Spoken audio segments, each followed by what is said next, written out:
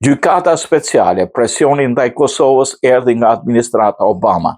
Një analizë e publikuar në portalin Bridge of Memory ka rikthyer debatin mbi rrethanat që quhen në krimin e dhomave të specializuara të Kosovës, duke ngritur pretendimin se themelimi i kësaj gjykate ishte rezultat e një vendimi politik të administratës së ish presidentit amerikan Barack Obama dhe jo thjesht një procesi juridik.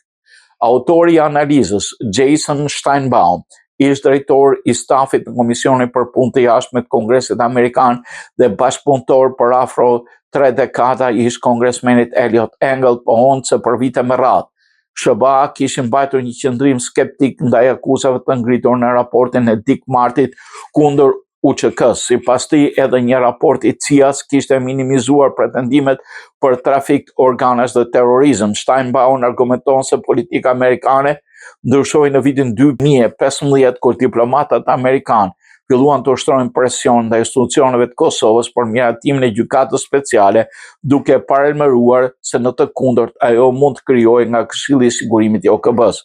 Sipas autorit, ky ndryshim lidhej me prioritetet e administratës Obama për arritjen e një marrëveshje bërthamore me Iranin. Ai pretendon se Rusia dhe disa vende evropiane kërkuan nga Washingtoni të ushtronte presion mbi Kosovën për të ruajtur konsensusin ndërkombëtar rreth kësaj marrëveshje.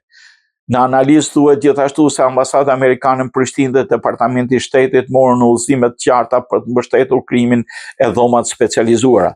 Steinbaum kujton se edhe një vizitë në Kosovë me kongresmenin Engel, gjatë së cilës sipas tij ambasadori amerikan në atë kohë Tracy Jacobson theksoi urgjencën e miratimit të gjykatës. Ai shton se më vonë ai dhe Engel u penduan për mbështetjen që i dhan këtij procesi, duke theksuar dhe cilësuar rezultatin si një rrëmujë të trishtueshme. Sipas Steinbaum, megjithëse gjykata speciale u krijua fillimisht për të hetuar pretendimet për trafik organesh, akuzat e deri tanishme nuk përfshin akuza të tilla, por akuzojnë dhe fokusohen në përgjegjësisë komanduese për krimet pretenduara gjatë dhe pas luftës Kosovës.